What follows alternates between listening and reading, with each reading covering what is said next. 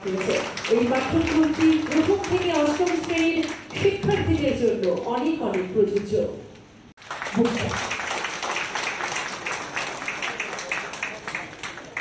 একটি বহুভাষিক পুস্তিকা আমি এখানে উপস্থিত থাকার জন্য হার্দিক অভিনন্দন ও শুভেচ্ছা জানাচ্ছি। আজকে সত্যি এখানে আসার পর অনেক কিছু জানলাম। বাইরের থেকে অনেক সময় অনেক কিছু আমরা বলি, কিন্তু যখন বিষয় আলোচনা হয় ঠিক জায়গায় যখন তার বিভিন্ন বিষয় আমরা জানতে পারি তখন বোঝা যায় যে এসসিআরটি বা government of Tripura education department কি করছে। বিশেষ করে যারা আমরা সবসময় বলি যে জাতির মেরুদণ্ড নাকি শিক্ষক। আমি নিজেও শিক্ষক ছিলাম মেডিকেল কলেজে, আপনাদের মতো না। তো আমরা জানি যে শিক্ষকের দায়িত্ব আপনাদের উপর সবকিছুই।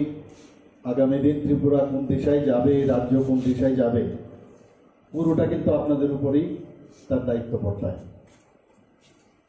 এখানে টেকনিক্যাল বিষয়ে অনেক আলোচনা হয়েছে, কিভাবে আপনাদেরকে আরো টেকনিক্যালি সাউন্ড করা যায়। ইনফ্রাস্ট্রাকচার তো ডেভেলপমেন্ট আমরা করলাম সরকারের পক্ষ থেকে, এসসিআরটির পক্ষ থেকে, সবই হচ্ছে, কিন্তু আলটিমেট সেটা কি আমাদের স্টুডেন্টদের রেজাল্ট। আমাদের স্টুডেন্টের 1 থেকে 5 জন 7 জন 10 জন ভালো রেজাল্ট করলো, তাতে কিন্তু মানে টিচারের 100% এভারেজ ঠিক আছে, একজন একদম এক্সট্রিম ভালো হতে পারে, কিন্তু তার রেজাল্ট অন্তপক্ষে ভালো হওয়া উচিত। তবেই শিক্ষকের দায়িত্ব সম্পর্কে আমরা বলতে পারবো। এতগুলো যে আমরা করলাম, বিভিন্ন বিষয় এখানে দেখলাম আমরা। আমি সবসময় আমি যখন স্টুডেন্টদের বলতাম কোনো জায়গায় যদি দেখা যায় স্টুডেন্টের রেজাল্ট খারাপ, ডিসক্রেডিট গোস টু টিচার। আমি যদি বলি তোমার কারণে তুমি পড়াশোনা করোনি, সেটা কিন্তু হবে না। আমার কারণে তোমার রেজাল্ট খারাপ। ইনফ্রাস্ট্রাকচার ডেভেলপমেন্ট এগুলো তো ঠিক আছে, বিভিন্ন সাইন্টিফিক ওয়েতেও বলা হয়েছে। এখানে গোয়ান চৌধুরী সাহেব বলেছেন যে ভারতবর্ষে কোনো এক সময় নালন্দা বিশ্ববিদ্যালয়, তক্ষশিলার মতো বিশ্ববিদ্যালয় এখানে ছিল। মানুষ বিদেশ থেকে এখানে আসতে পারত। মাননীয় প্রধানমন্ত্রী নরেন্দ্র মোদীজি দায়িত্ব নেওয়ার পরে উনি কিন্তু বিশেষ করে এডুকেশনের উপর প্রচণ্ড এমফেসাইজ করেছেন, যে কারণে 33 থেকে 34 বছর পরে এই ন্যাশনাল এডুকেশন পলিসি 2020-তে সেটা উনি স্টার্ট করেন।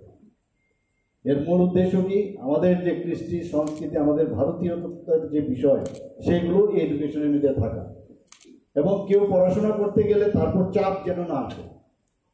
এক্সিট, এন্ট্রি, তার মধ্যে অনেক কিছু আমি যা করেছিলাম যখন শুরু হয়েছিল এনইপি সম্পর্কে, এবং যে কোনো সময় যে কোনো জায়গার মধ্যে সে চলে যেতে পারে, চাপ যেন না আসে। আমার অত্যন্ত ভালো লাগলো এখানে যে এখানে যারা প্রধান শিক্ষকরা আছেন সমস্ত শিক্ষকদের এখানে একটা তাদের ট্রেনিং দেওয়া হয়।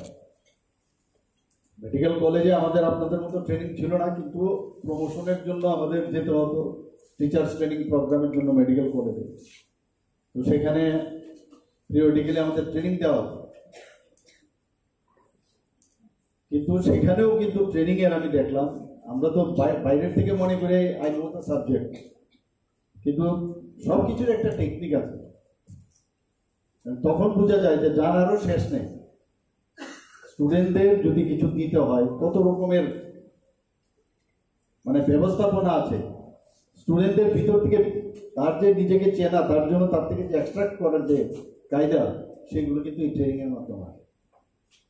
কোশ্চেন সেট করার সময় 100 মার্কসের যদি আমরা কোশ্চেন সেট করি, তারপরে একটা দুটো থাকবে ডিস্ট্রাক্টর, তাতে বোঝা যাবে ধরুন এইটি তো সবাই বলছে, কিন্তু এই দুটো কোশ্চেনের আনসার যে দিতে পারবে, তার মধ্যে সে যদি সন্তুলন অবস্থায় ঠিকভাবে দিতে পারে, he is best or she is best।